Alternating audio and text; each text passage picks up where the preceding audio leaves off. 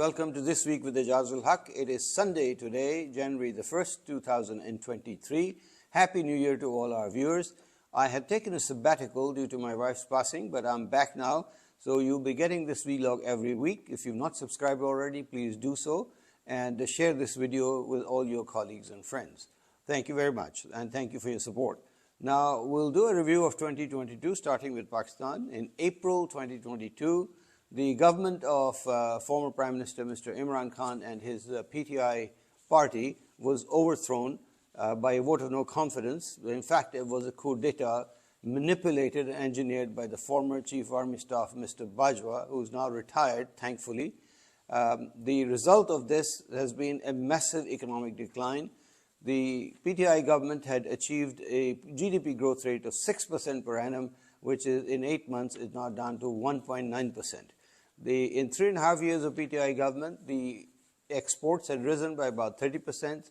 The home remittances by overseas Pakistanis had also grown by about 30%. Now, the exports are down about 30%, and the home remittances are down by 25%, causing a massive decline in foreign exchange reserves, which are down by almost 70% since April. A number of factories have shut down. Textile business, which was booming under the previous government, is now in doldrums. Many factories shut down. Nearly 1 million employees have been made unemployed and lost their jobs. And the job creation that the previous government did has all been undone. Those previously charged with massive corruption are now in power. The irony is that the man who was supposed to be charged with a 16 billion rupee money laundering, the next morning was made the Prime Minister the same morning. As a result, all the cases have gone away, and they've changed the accountability laws. And as a result, the current coalition government has wiped away all of the criminal cases against them. So much for accountability. So all in all, the regime change has been a massive misadventure. Hopefully, those responsible will be held to account one day.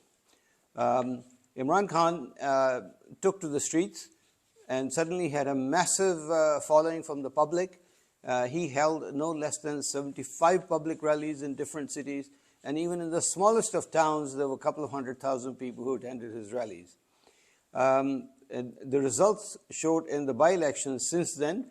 In July, on 20 seats in Punjab Assembly, Imran Khan's party won 75% seats. And later in October, 8 National Assembly seats were contested, out of which 7 were won by Imran Khan. So this shows the popularity of the man.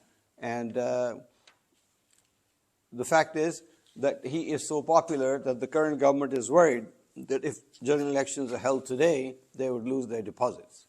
So they are dilly-dallying. Imran Khan is trying to force an early general election, but the general elections are due, the term of the government ends in August, so the general election will be due in October. Now, some underhand manipulation is going on somehow to extend the term of the government, but I think it won't happen. Now, internationally, UAE successfully held Expo 2020, and it was quite a feat, and it was organized very well. The Ukraine war is taking its toll on Europe and on Russia and also other countries because the supply of gas has become difficult. Germany has suffered the most. The gas prices in Germany have gone up 6 times since the Ukraine war started. The US has managed to manipulate Europe not to buy Russian energy, instead buy US energy, which is about 4 times more expensive. In Israel, Netanyahu has fought his way back to the government. He's the new Prime Minister of Israel again, so I guess no hope for peace in Israel and Palestine. India, Pakistan remain at odds on Kashmir. Biden seems to have done a bit better in the midterm elections. Although Democrats lost the House, but they gained control of Senate by winning 51 seats. China is grappling with the resurgence of COVID. Hopefully, they'll deal with it soon. UK economy is in the doldrums and it's been hit the hardest. Energy shortages and electricity shortages and rolling blackouts are expected during the winter, and that's not likely to be very popular. Now, sports. The greatest soccer player so far, Mr. Pele, passed away a few days ago. He was a tremendous footballer. He won 3 World Cups for Brazil with his brilliant performance. Rest in peace, Pele. Now, Qatar held the World Cup this year, and they did an outstanding job, despite all of the criticism from Europe. But Qatar handled it extremely well. In fact, all the visitors who went to Qatar to watch the matches, they said that they'd never seen a World Cup organized better than this, or in such an organized manner.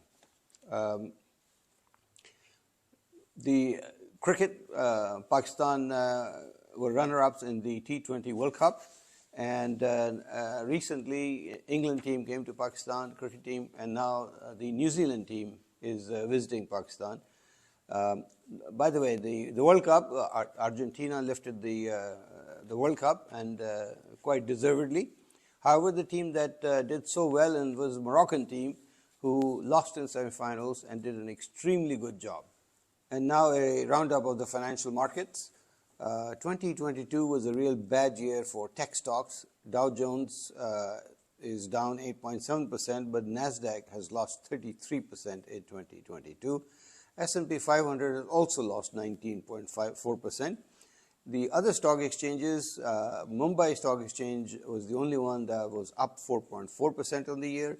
Shanghai was down 15%, Hong Kong was down 15%, and Pakistan Stock Exchange was down 9.4%. Some of the key stocks that were hit badly: Tesla closed down 65% of the year. Bitcoin also closed down 64% of the year. Netflix is down 52% on the year. And the only stock that was up amongst the major stocks is Berkshire Hathaway, which is up 3% on the year. That's all for today. Thank you very much for watching, and look forward to seeing you next week. And goodbye, and have a nice year and a successful year. Thank you.